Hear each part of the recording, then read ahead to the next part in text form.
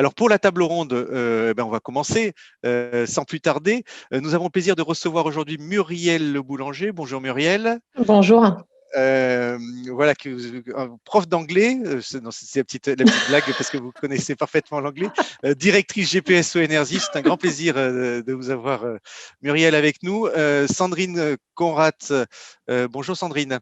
Bonjour Xavier. Vous êtes Bonjour tout le conseillère monde. énergie fer, chargée de mission copropriété chez GPSO Énergie également. Et enfin, Jean-Pierre Viémont. Bonjour Jean-Pierre. Bonjour tout le monde.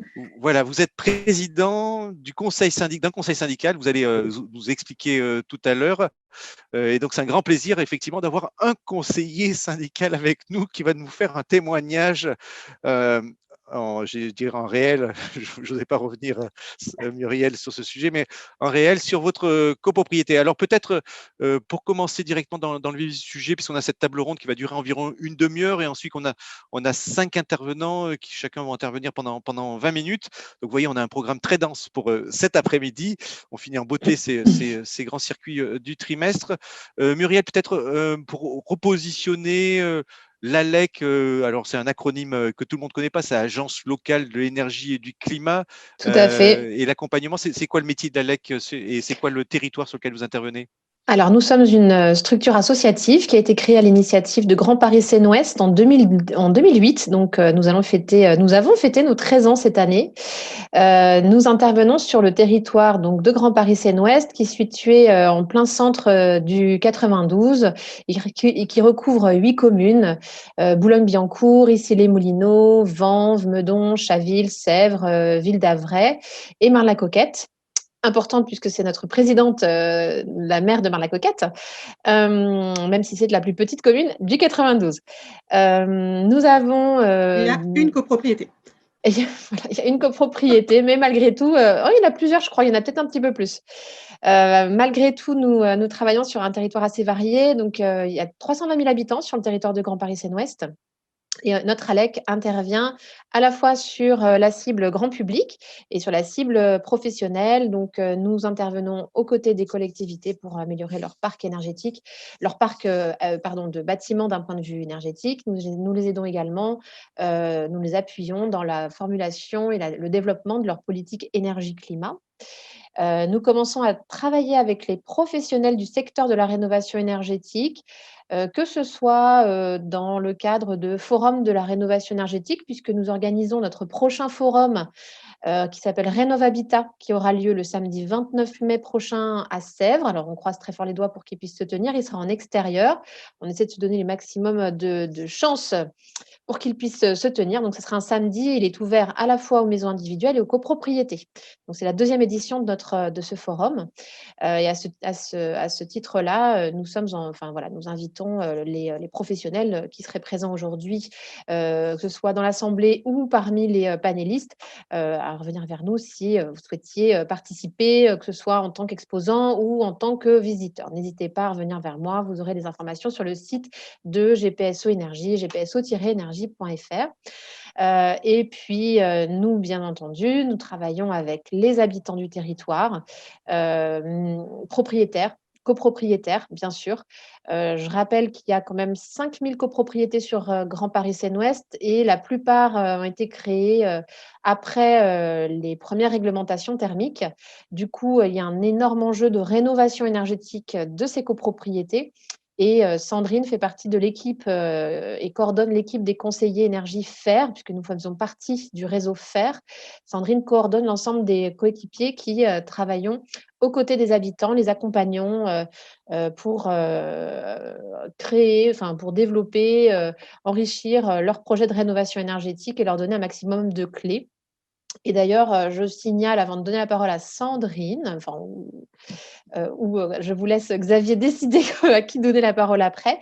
Mais je signale que l'une de nos copropriétés que nous avons suivies récemment, qui est située à Boulogne-Billancourt, a remporté le prix du jury, le prix spécial du jury, dans la catégorie patrimoine, je crois, des trophées du coach copro. le coach copro, qui est l'un des outils phares que nous utilisons au quotidien pour renseigner les habitants sur tout le principe général de la rénovation énergétique.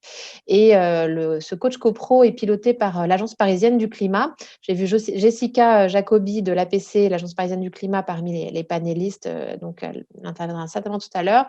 Voilà, cet outil est à disposition de tous les habitants de notre territoire et bien sûr plus largement à l'échelle de la métropole du Grand Paris. Et nous avons donc le plaisir d'avoir une copropriété qui a pu être primée par un projet, pour son projet qui était très innovant et qui a eu la caractéristique surtout de bien mettre en valeur le patrimoine, puisqu'on est sur un bâtiment des années 30 à Boulogne-Billancourt. Et on a réussi, enfin la maîtrise d'œuvre a réussi à conjuguer à la fois rénovation énergétique performante et qualité architecturale. Et on sait tous que c'est un sujet particulièrement délicat. Donc, on est très fiers de compter ce prix sur notre territoire. Super. C'est pas la copropriété de Jean-Pierre, hein, Non. non, mais en tout cas, c'est. Mais Monsieur Viemont a aussi un projet très intéressant. Il va nous en parler tout à l'heure. On en a plein des projets intéressants. Hein. On va en parler. Donc, vous les cumulez et merci à vous. Effectivement, l'architecture, la valorisation du patrimoine et la rénovation énergétique, hein, puisque finalement, la rénovation énergétique, c'est un enjeu fort, mais il ne faut pas oublier la valorisation du patrimoine aussi. Sandrine, pour parler effectivement du sujet qui nous lie aujourd'hui, il y avait un terme un peu barbare, on utilise qui s'appelle le PIG, Programme d'intérêt général. Alors peut-être pour nous expliquer, effectivement, moi je me mets à la place du public, hein, qui est nombreux, là on est plus de 80 là maintenant, avec nous, et qui se disent voilà comment je dois faire pour rentrer dans un programme, comment je dois commencer mon projet de rénovation de copropriété quand je suis sur le territoire de GPSO Énergie. Alors, effectivement, on travaille à l'ALEC en partenariat très étroit avec le service Habitat de GPSO, qui développe lui aussi des politiques publiques pour justement contribuer à l'amélioration énergétique du patrimoine privé, notamment. Et donc, effectivement, un PIG multivolé, donc un programme d'intérêt général multivolé, a été lancé en septembre 2019 suite à un précédent PIG sur les années précédentes qui était très axé sur la résorption de l'habitat indigne et aussi l'adaptation des personnes âgées ou handicapées dans leur logement. Donc, ce nouveau programme d'intérêt général continue à traiter ces problématiques de fond, hein, de résorption de l'habitat indigne et d'adaptation, mais intègre aussi un volet très important de rénovation énergétique de l'habitat privé et qui vise à la fois la maison individuelle et la copropriété, notamment par l'intermédiaire d'un appel à projet pour accompagner de manière plus approfondie et également par le biais d'aides financières complémentaires à ce qui existe par ailleurs, pour les copropriétés qui auraient un projet de rénovation ambitieux en fonction des caractéristiques de la copropriété aussi. Donc effectivement, ce programme est ouvert prioritairement aux copropriétés de moins de 100 logements. Mais voilà, toutes les copropriétés du territoire construites avant 1990, si je ne dis pas de bêtises, peuvent tout à fait candidater à cet appel à projet, sachant que l'objectif, c'est vraiment de pouvoir financer, mener à terme et financer leur projet de rénovation énergétique ambitieux. Donc, l'ALEC intervient dans ce cadre-là je dirais en amont des projets finalement, pour accompagner les copropriétés à faire monter en qualification leur projet de façon à pouvoir leur permettre d'intégrer cet appel à projet et candidater afin de mobiliser donc cet accompagnement et donc c'est un accompagnement administratif, technique et financier et donc bénéficier de subventions complémentaires à ce qui existe déjà. Oui, Nous, en donc fait, on intervient vraiment, pardon Xavier, je me permets de Muriel. préciser, nous, on intervient vraiment en amont. On agit un petit peu comme une pépinière de projets et voilà, comme disait Sandrine, on fait monter en compétence, on fait monter en maturité les projets de manière à ce qu'ils soient mûrs, suffisamment à point pour pouvoir être présentés au jury de l'appel à projet et pour essayer, bien entendu, qu'ils soient retenus, évidemment. Oui. Le PIX, finalement, l'ambition, c'est combien de copropriétés ça se chiffre en logement. Est-ce que vous avez quelques chiffres à nous donner? Puis vous avez parlé aussi, Sandrine, de financement. Alors, je sais que c'est aussi, c'est pas que le seul enjeu, mais c'est un peu le nerf de la guerre aussi quand on veut rénover une copropriété. Donc, est-ce que vous pouvez nous détailler un peu ces deux aspects, le nombre et le financement? Alors, l'objectif, c'est la rénovation d'à peu près, si je ne dis pas de bêtises, 1450 logements sur le territoire de GPSO. Sur quelle durée, sur quelle période? Alors, c'est une période de 5 ans Ouais. qui a débuté en septembre 2019. Donc, l'objectif est d'accompagner, je dirais, un maximum de copropriétés. C'est pour ça aussi que le programme cible plutôt les petites copropriétés de moins de 100 logements pour justement pouvoir en accompagner un nombre assez significatif. L'objectif, c'est d'accompagner une trentaine de copropriétés minimum pour pouvoir leur permettre de viser un programme de rénovation énergétique performant et viser le bâtiment basse consommation. En termes d'aide financière, il y a beaucoup de critères auxquels dont il faut tenir compte, notamment du gain énergétique qui va conditionner le taux de financement. Donc là, c'est tout l'intérêt de passer par les conseillers FER, puis les conseillers Habitat Qualité, justement pour essayer d'optimiser son projet et de bénéficier des aides les plus importantes possibles par rapport aux objectifs qui sont fixés par la copropriété. Oui, c'est des aides du territoire qui sont supplémentaires par rapport à ce qu'on a Voilà, tout habituellement à fait, tout à de fait. connu. Et donc, Hmm. ce sont des aides aux syndicats de copropriétaires, donc des aides collectives, et également des aides individuelles qui vont pouvoir être versées en complément des aides ANA aux particuliers, aux ménages éligibles. Oui. Alors, si j'ai bien retenu, vous intervenez comme une pépinière, c'est ce que vous disiez, Muriel. Et c'est ça. Il faut pas que il faut pas que les copropriétaires se disent, il faut que j'ai un début de projet pour aller voir GPSO Énergie. Non, c'est dès que j'ai une idée, je vais voir GPSO Énergie. Et là, vous les accompagnez tout à fait dans les premiers pas, en tout cas, de cette idée qu'ils peuvent avoir. Alors oui, tout à fait. En fait, nous, on va vraiment avoir pour rôle de les guider dans la méthodologie de projet, de les orienter un peu vers les démarches à entreprendre pour initier leur projet, mobiliser les copropriétaires et vraiment démarrer ce projet, affiner le diagnostic aussi. Et effectivement, une fois que toutes ces étapes-là sont passées, on va pouvoir effectivement envisager une candidature à l'opération Habitat Qualité. Ouais. Je vais revenir vers vous parce que j'avais une question qui me brûle. C'est avec ma prime rénov, parce qu'on a fait une conférence spécialement sur ma prime rénov hier et le cumul de ces aides et aussi est-ce que vous êtes AMO, pas AMO? Vous savez que dans le cadre de ma prime rénov, il y a besoin d'un assistant à maîtrise d'ouvrage. Que vous êtes considéré comme un AMO ou il faut un AMO en plus pour bénéficier de ma prime rénov? Alors, je réponds, Muriel, si tu es d'accord. Oui, bien sûr. Alors, l'ALEC n'est pas considéré comme un AMO dans le cadre de ma prime rénov, puisque justement, on a un opérateur qui intervient sur le suivi animation de ce PIG, donc de cette opération Habitat Qualité. Et c'est donc cet AMO, cet opérateur qui intervient en tant qu'AMO. Son intervention est gratuite dans le cadre de l'opération Habitat Qualité.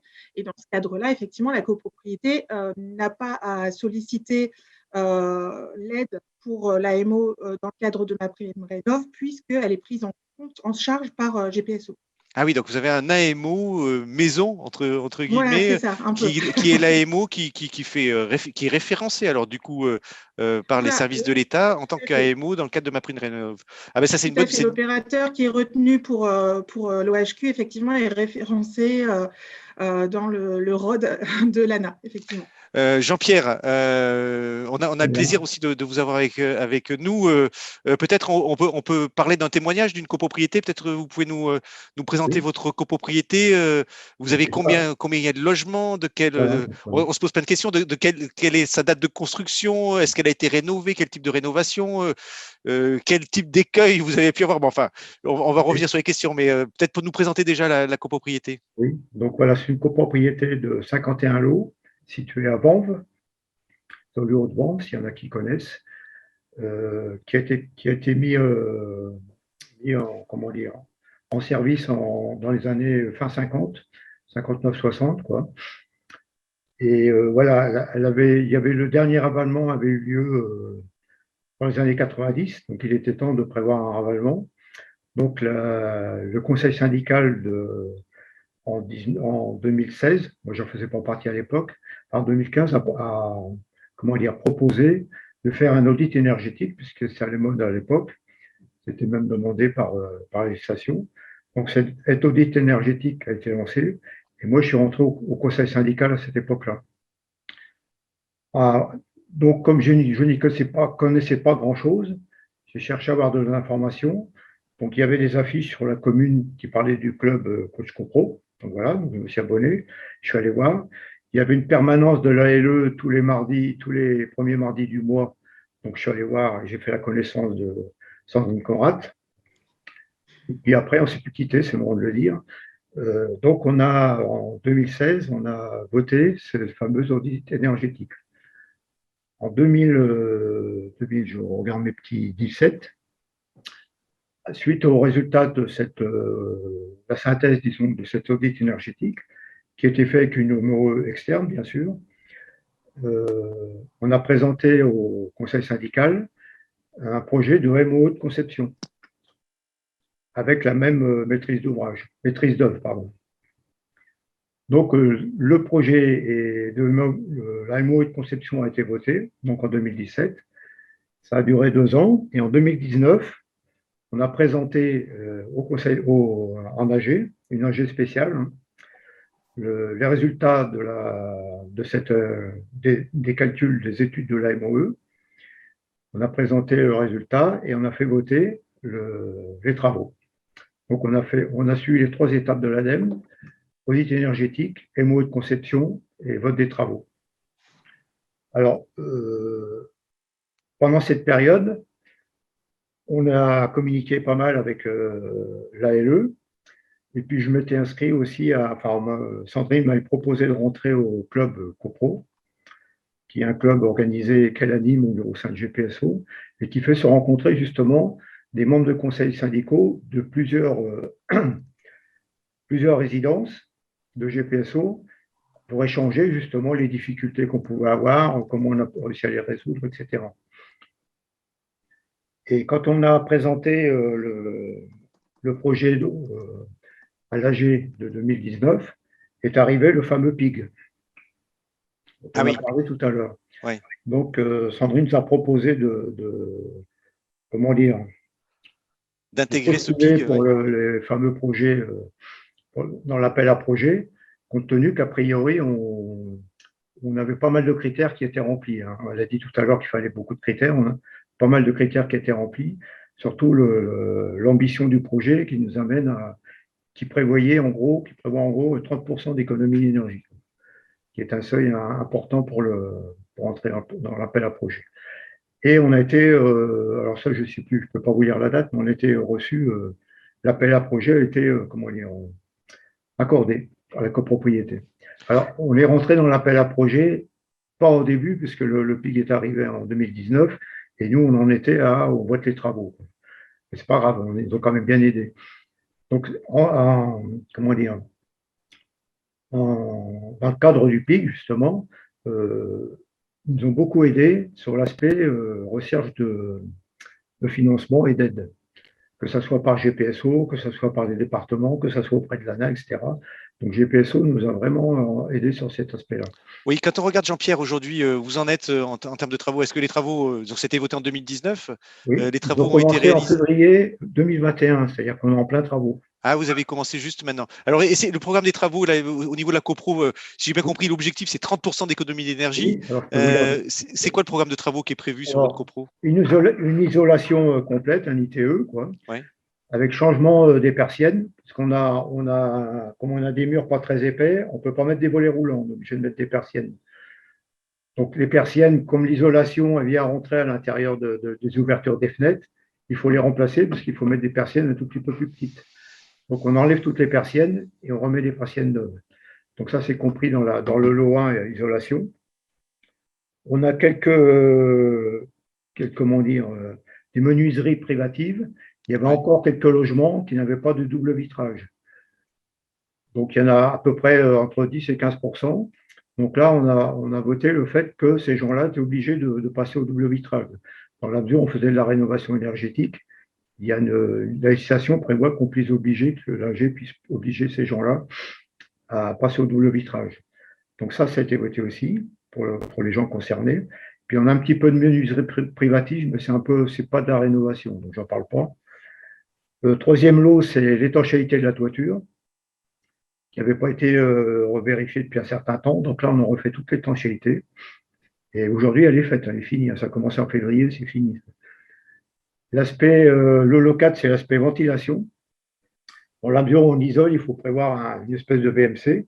Donc on avait déjà une ventilation, comment dire, dans les années 60, on faisait un trou dans le mur en bas de la cuisine, et puis un trou en haut qui donnait sur un conduit, et puis la ventilation se faisait naturellement. Donc là, il faut une ventilation assistée, c'est-à-dire qu'il faut en haut aspirer l'air pour que vraiment ça circule dans l'appartement. Donc ça, c'est l'aspect ventilation. Et puis le dernier point, c'était l'aspect chauffage, qui n'est pas énorme puisqu'on avait les chaudières avaient été changées en 2006 et le chauffage marche très bien. On était passé au gaz. Là, c'est juste une petite amélioration avec apport d'un pot à bout et puis le changement des pompes de circulation qui étaient à débit fixe et qui doivent être remplacées par des pompes à débit variable. Voilà. Si on regarde, Jean-Pierre, en termes de budget, quand on regarde par logement, alors on a compris à peu près le périmètre des travaux. C'est génial l'exemple que vous nous avez trouvé, hein, Sandrine, Muriel et Jean-Pierre. Ça colle tout à fait à la conférence puisque c'est tous les lots qu'on va voir. Vous parlez de chauffage, de menuiserie, de ventilation, d'isolation thermique par l'extérieur. Si on regarde le budget, finalement, ça représente quel budget Le budget global, c'est un petit peu plus d'1 million. Et par logement, ça fait quoi alors du coup ça dépend des logements. 20 000 euros entre 20 et 28 000 euros. Ouais. Et avec l'objectif d'être à 30% d'économie d'énergie. Vous allez être plus que ça même. Un petit peu plus, oui. Un petit peu plus. C'est ce qui est. Je crois que c'est 31 ou 32, je ne sais plus, mais en fait.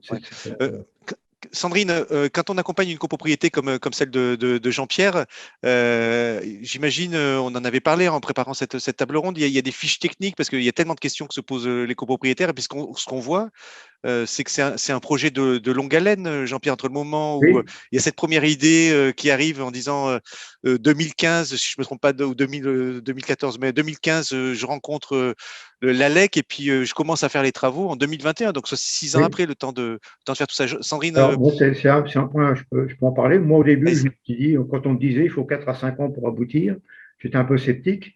Et en fait, c'est vrai. Bon. Pourtant, on a eu quelques difficultés, parce que c'est jamais sans difficulté, mais c'est rien d'énorme, quoi. Par contre, je pense que finalement, ça peut-être pas mauvais, parce que ça rentre dans l'esprit des copropriétaires. Au début, il y avait pas mal de réticents, quoi. Les difficultés sont plus humaines que techniques, finalement. Voilà. Et dans le temps, en présentant bien au niveau de l'audit, au niveau de la maîtrise d'œuvre de conception, etc., ce que ça allait apporter, etc., finalement, les gens se disent, et on leur dit, là, on a un ravalement à faire, si on ne fait pas ça, on reporte de 20 ans, quoi. Et puis, autant faire une rénovation complète. Alors, rénovation complète, puisqu'on s'y met, autant en faire à fond. Et puis, au niveau des aides, on avait anticipé. Au niveau des aides, plus on a de gains, plus l'aide est importante, quoi. Oui, parce que maintenant, il y a MaPrimeRénov', je crois que c'est 35% d'économie d'énergie pour accrocher l'aide de MaPrimeRénov'. Est-ce que, Sandrine, l'exemple que nous a cité Jean-Pierre, c'est l'exemple classique de copropriété sur lequel, effectivement, il y a un accompagnement de 5-6 ans avant qu'on commence les travaux. Oui, globalement, c'est un peu cet ordre d'idée-là pour la durée d'un projet de rénovation en copropriété. On va dire c'est 3 ans minimum dans une situation parfaite où tout se déroule de manière idéale. Après, c'est loin d'être systématique. Et en général, on est plus sur une durée de 5 à 6 ans. Sachant que là, effectivement, en plus avec la crise sanitaire, tous les projets ont pris à peu près 1 an de délai, hein. Donc là, effectivement, c'est un peu particulier encore en ce moment. Ouais. Mais, je crois que vous avez des fiches techniques que vous avez mis en place. On va revenir, oui. Jean-Pierre, sur. Vous avez des fiches techniques que vous avez mis en place sur ce sujet. Alors, c'est ce que disait Muriel tout à l'heure, effectivement. Donc, on travaille avec une plateforme qui s'appelle le Coach CoPro, qui effectivement est mise à disposition des copropriétés pour les accompagner dans leurs projets de rénovation énergétique et que l'on utilise nous aussi en tant qu'outil de suivi. Et donc, effectivement, sur cette plateforme, coachcopro.fr, .fr ou .com, j'ai un trou. Peut-être les deux. .com, il me semble. Non, .com. Je vous mets le lien je vous mets le lien. Dans la conversation. Donc, effectivement, on y trouve une carte des copropriétés rénovées où on peut trouver un certain nombre de fiches de retour d'expérience de copropriétés qui ont mené leur projet à terme. Donc, sur GPSO, je crois qu'on a 7 ou 8 fiches aujourd'hui. Avec justement l'opération Habitat Qualité, on va augmenter ce nombre de copropriétés accompagnées. On va pouvoir effectivement améliorer ces retours d'expérience et proposer davantage de partage sur des opérations abouties aux copropriétés du territoire. Oui, les fiches, Sandrine, c'est des fiches qui sont des exemples de rénovation avec ce qui a été fait, le programme. Ce sont des fiches techniques. Donc, en fait, quand on est sur la carte des copropriétés rénovées, on peut cliquer sur chacune des fiches. On peut aussi faire une sélection en fonction de critères, par exemple en fonction de la date de construction, en fonction du mode de chauffage, si on veut un projet avec des écomatériaux, par exemple. Et on va avoir un certain nombre de fiches techniques qu'on va pouvoir consulter qui reprennent le contexte du projet, les travaux réalisés, les coûts, les aides financières mobilisées et des éléments d'information sur les caractéristiques particulières, l'accompagnement qui a été réalisé, etc. Également sur les acteurs du projet. Et on va avoir aussi un lien en fait entre les acteurs du projet qui sont répertoriés dans la fiche et leurs fiches qu'on va retrouver dans l'annuaire du Coach CoPro avec leurs références, puisque le Coach CoPro propose également un annuaire de professionnels intervenant en copropriété, professionnels donc référencés, signataires d'une charte d'engagement pour la qualité des travaux. Ouais. Voilà.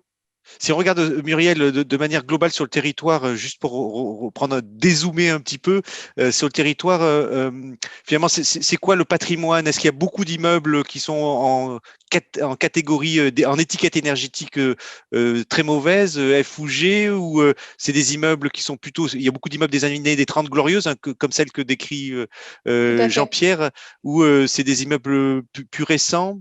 Alors, bien sûr, on est sur un territoire assez dynamique avec des quartiers qui sont sortis de terre depuis une vingtaine d'années de manière assez importante.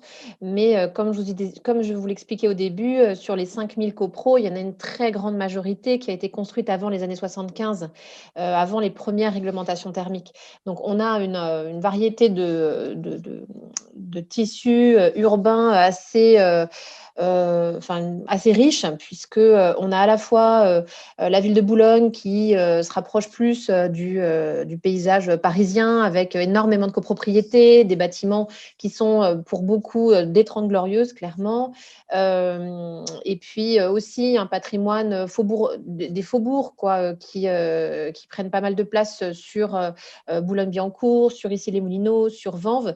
Et puis dès qu'on s'éloigne un petit peu et qu'on va vers Meudon, vers Ville d'Avray, vers Sèvres, on est sur des plus grosses copros, déjà plus importantes. Il y en a aussi, bien sûr, dans les autres villes que j'ai citées, mais on est sur des plus grosses copros qui datent des années 60, années 50, 60, et on est sur des caractéristiques assez similaires, souvent des grandes baies vitrées, sur des grandes façades qui posent pas mal de questions sur la façon d'isoler ce genre de bâtiment. Mais voilà, on a une typologie assez variée qui s'explique complètement par l'histoire de notre département, l'histoire du territoire. Ouais.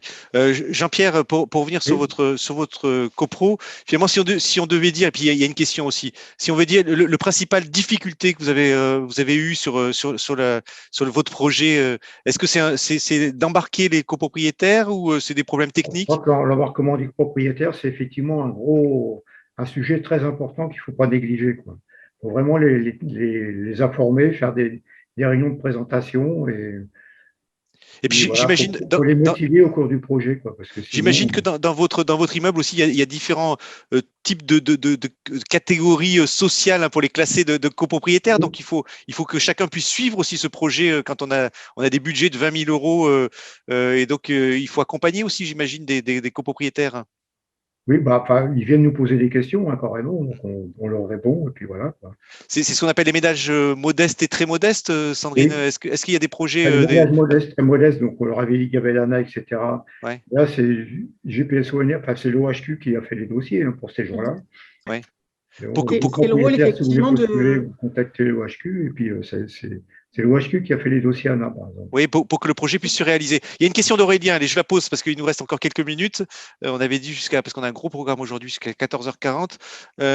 Aujourd'hui, effectivement, la question c'est une question d'entreprise qui dit voilà, nous on réalise des devis en début de projet, donc au début de 5-6 ans, c'est-à-dire en 2015, c'est ce qui se passe, c'est les entreprises font des devis et elles ont pas de possibilité trop d'actualiser leurs offres avant le vote en AG. Alors comment ça se gère ça au niveau des entreprises? Qui est-ce qui veut répondre? Les entreprises qui font ça, elles savent que les délais sont assez longs, donc elles prennent leurs précautions.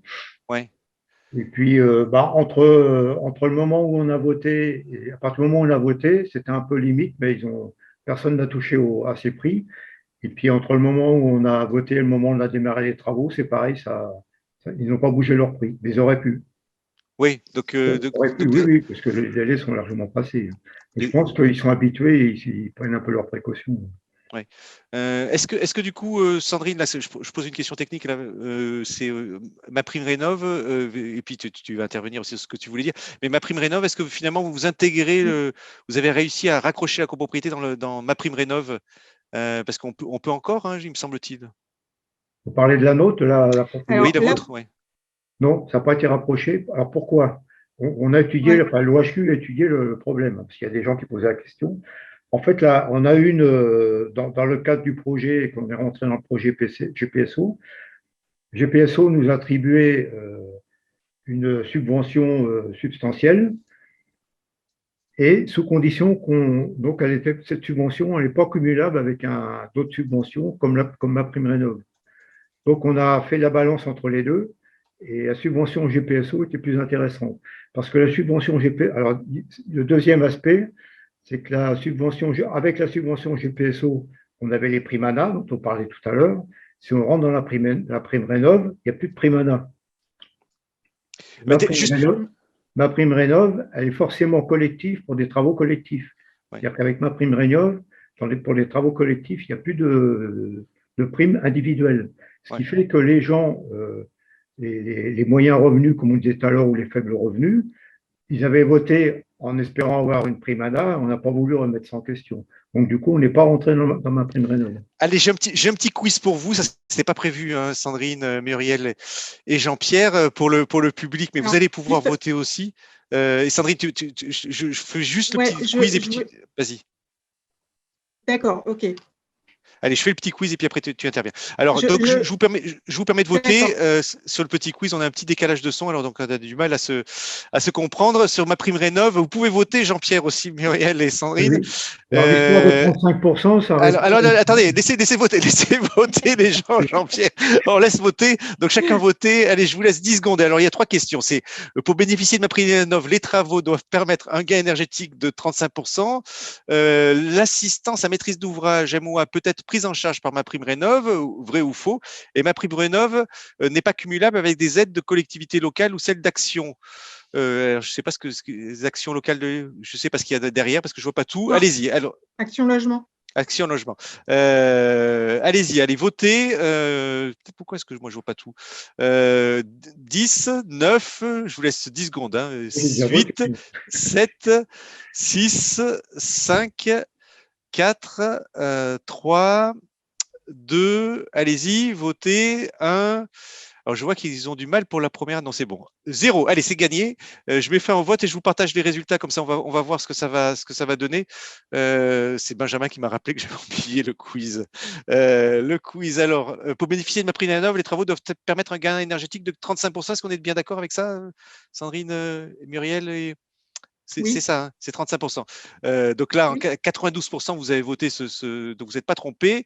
L'assistance à maîtrise d'ouvrage MOA, qui est obligatoire dans le cadre de ma prime rénov, peut être prise en charge par ma prime rénov, vrai ou faux Est-ce que vous pouvez dire, Sandrine et Muriel Oui, c'est vrai. C'est vrai aussi. Hein. Donc, c'est vrai, à hauteur de 30% du montant dans la limite d'un plafond. Mais effectivement, alors pas sur le territoire de GPSO, puisque l'assistance à maîtrise d'ouvrage est réalisée par l'opérateur dans le cadre de l'opération Habitat Qualité. Pour les copropriétés qui bénéficient qui sont élus, voilà. enfin qui sont retenus dans cet appel à manif. Oui, ça ne peut pas être le beurre et l'argent du beurre, hein, finalement. Hein. Voilà, On peut pas tout avoir. Donc, ma prime rénov n'est pas cumulable avec les aides de collectivités locales ou celles d'action. Vrai ou faux c'est pas cumulable, hein, c'est ça. Hein, c'est finalement quand il y a vos aides à vous, on ne peut pas cumuler avec ma prime rénov. Si. Ah, on peut cumuler. Alors, c'est OK. Donc, c'est bien faux alors qu'il fallait voter. Oui. Vous aviez raison. Alors, je me suis trompé. Merci pour ces précisions. Sandrine, tu voulais préciser quelque chose d'autre? Oui. Je voulais juste dire, parce qu'effectivement, entre l'accompagnement de l'ALEC, l'accompagnement du service Habitat par le biais de l'opération Habitat Qualité, c'est vrai que ça pouvait être générer des difficultés de compréhension au niveau du grand public, finalement avec cette pluralité d'interlocuteurs. Donc là, effectivement, depuis quelques mois, on travaille en collaboration avec le service Habitat, le service communication de GPSO, pour justement proposer un guichet unique de façon à ce que les habitants n'aient qu'une seule porte d'entrée et à faciliter finalement la mise en œuvre de l'action territoriale avec une porte d'entrée unique et une distribution des demandes en interne de façon à ce que les personnes soient directement recontactées par le service qui peut les accompagner en fonction de leur avancement dans leur projet. Voilà. Oui, donc c'est ce qu'on peut résumer sur cette table ronde, c'est que finalement vous êtes le guichet unique, c'est-à-dire qu'une copropriété a un projet de rénovation, quelle que soit l'étape dans laquelle elle se trouve, même une idée, elle vient vous voir et puis vous l'accompagnez et à la fois sur le projet jusque l'AMO. D'ailleurs, je me suis trompé d'ailleurs. On est le pilier principal du guichet unique de GPSO. Ouais. Le guichet unique, en fait, il existe de fait avec notre ALEC et avec le dispositif de l'opération Habitat Qualité. Et l'aspect guichet unique, en fait, c'est la porte d'entrée qui est donc le numéro vert ou le site internet qui va être mis à jour très bientôt, puisqu'il y a une campagne de communication pour parler de ce guichet unique sur le territoire de Grand Paris Seine-Ouest, puisque nous avons des participants aujourd'hui qui sont de plus en plus nombreux, je vois, qui ne sont pas seulement sur notre territoire, mais qui, je pense, sont sur toute l'Île-de-France. Donc, c'est vraiment un dispositif spécifique sur le territoire de Grand Paris Seine-Ouest, au milieu des Hauts-de-Seine. Mais voilà, donc il y a un site web et un numéro vert qui permet de rediriger correctement tous les habitants. Voilà, ça sera le mot de la fin, Muriel, d'avoir reprécisé comment on peut interagir. Ah non, c'était pas le mot de la fin. Alors, je veux bien, pour terminer, puisque j'ai mis le commentaire dans la discussion, ce n'était pas dans les questions-réponses, parce qu'il y a des personnes qui posaient des questions aussi dans la discussion. J'ai précisé que pour les personnes qui souhaitaient avoir les services d'une agence locale de l'énergie du climat comme nous ou d'un espace conseil FAIRE, je les invitais à se rendre sur le site faire.gouv.fr. Voilà, c'est le mot, donc faire.gouv.fr, retenez-le. Le lien a été mis dans la discussion, discussion, dans le chat, dans la conversée. Là, vous allez converser et posez bien vos questions. Dans questions, on garde les questions, il y a d'autres questions, on y reviendra dessus. Merci beaucoup Muriel Le Boulanger, Sandrine Conrad, Jean-Pierre Viémont. C'est un grand plaisir d'avoir un témoignage in vivo comme ça d'une copropriété. Merci de nous accueillir également pour cette première étape du grand circuit copropriété.